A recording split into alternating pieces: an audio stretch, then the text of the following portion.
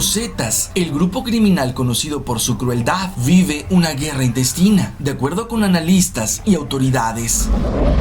La madrugada del jueves 11 de febrero, en el penal de Topo Chico, en Monterrey, Nuevo León, hubo un enfrentamiento que dejó cerca de 50 muertos y una docena de heridos. El titular de la Comisión Nacional de Seguridad, Renato Sales Heredia, señaló que el enfrentamiento se trató de una rencilla entre grupos del mismo cártel. La sección segunda de la séptima zona militar advirtió a Rodrigo Medina, exgobernador priista de Nuevo León, que gracias a la complicidad de autoridades penitenciarias, los Zetas obtenían en la prisión de Topo Chico unos 15 millones de pesos al mes por cobro de cuotas, venta de droga y otros negocios, fondos que permitían financiar la narcoguerra que asolaba al estado de Nuevo León en ese periodo. Pero Medina recibió más de 20 millones de dólares por ignorar las repetidas advertencias. Los nexos entre políticos, exgobernantes y gobernantes con los Zetas inició al finalizar el sexenio de Carlos Salinas de Gortari, cuando este, en un intento fallido por detener el levantamiento zapatista en Chiapas en 1994, apoyó la creación del grupo de exmilitares con asesoría y entrenamiento de élite por Estados Unidos, Israel y Francia.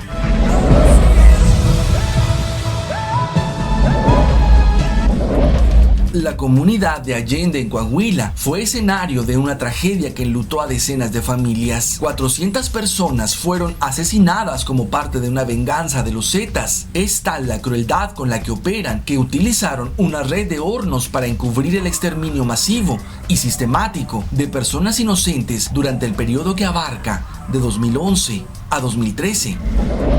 Los Zetas tenían el dominio completo de todos los aspectos del proceso gubernamental y de la vida de los ciudadanos, incluyendo a los medios de comunicación. Sus atrocidades en Coahuila han permanecido mucho tiempo sin ser reportadas y documentadas por dependencias gubernamentales, locales, estatales, federales o internacionales. Los Zetas quemaron familias completas en hornos durante el exterminio de Allende.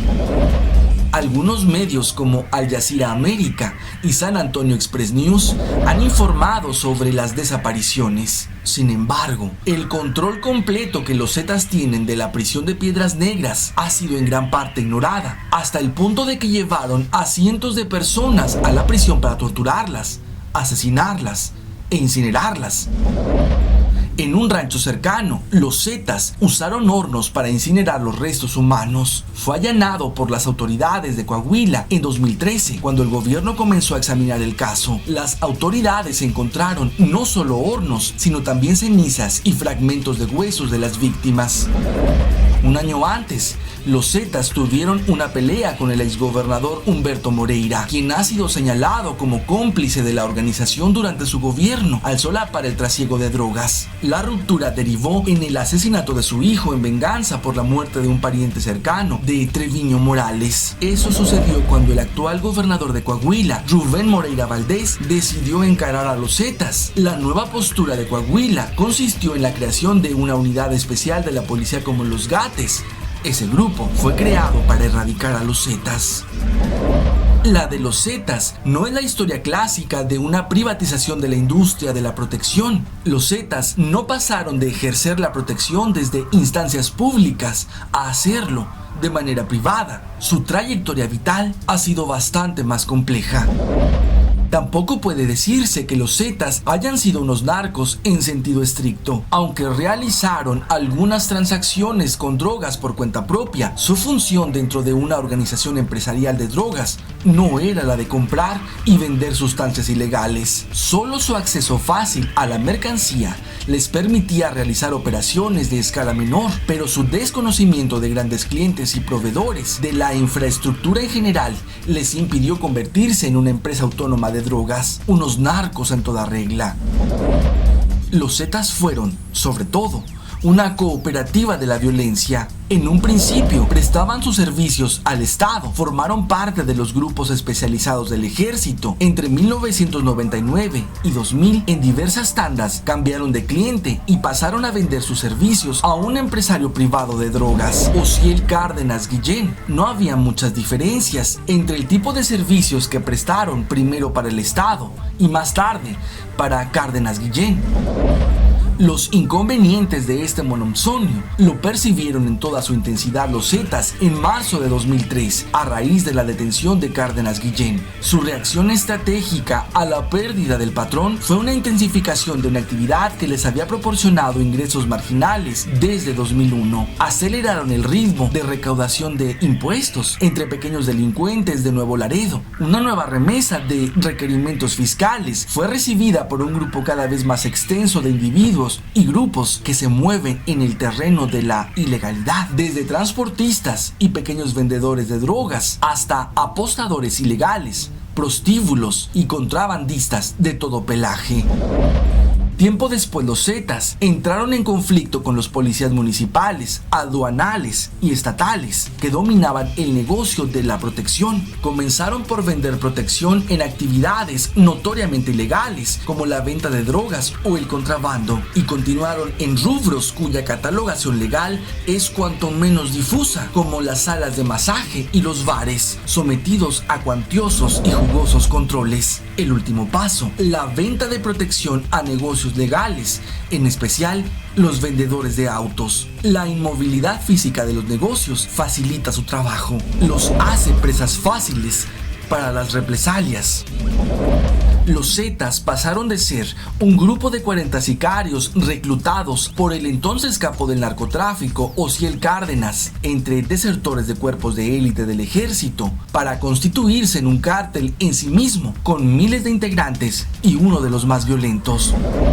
Los Zetas ahora combaten contra las fuerzas de seguridad de donde emergieron, bien armados y entrenados con tácticas militares, al tiempo que batallan contra el cártel que les dio origen. Su propagación, a menudo en complicidad con policías, es uno de los principales dolores de cabeza del gobierno, porque no solamente compiten por rutas para introducir drogas a Estados Unidos con otras bandas, sino que tratan de crecer a través de secuestros y extorsiones.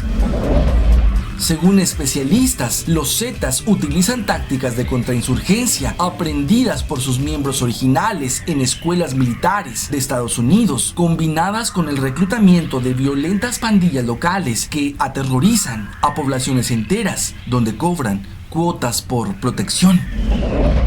Es una organización paramilitar que ha tomado como modelo a los paramilitares colombianos. Generan terror en la población civil e inestabilidad política frente a autoridades locales y nacionales, dijo Adalberto Santana, autor del libro El narcotráfico en América Latina. Años atrás, cuando todavía formaban parte del Cártel del Golfo, los Zetas engrosaron sus filas con excaiviles, cuerpos de élite del ejército de Guatemala, entrenado para operaciones de contrainsurgencia y utilizados durante la guerra civil en ese país para perseguir a rebeldes de izquierda. A la pregunta de cómo surgieron los Zetas, que ahora son el comodín del gobierno para su propia impunidad y la justificación irresponsable ante un estado fallido, la periodista Guadalupe Lizárraga de Los Ángeles Press afirmó en mayo del 2012: los Zetas fueron creados por Carlos Salinas de Gortari con el supuesto propósito de aplacar el levantamiento zapatista en Chiapas en 1994. Los Zetas han sido también el pretexto perfecto de los gobiernos del PRIAN para mantener la inventada guerra contra el narco en México, que en realidad es parte de un enorme negocio de contratistas militares estadounidenses que prestan servicios de asesoría, entrenamiento y venden armas, así también para las dependencias que manejan espectaculares presupuestos de seguridad en México, y para el mismo gobierno, que militariza el país y crea una policía que, pese a su incompetencia o corrupción, permitiría también reprimir movimientos sociales que verdaderamente atentaran contra el gobierno, y no solo cárteles enemigos, en oposición a cárteles amigos, como el de Sinaloa.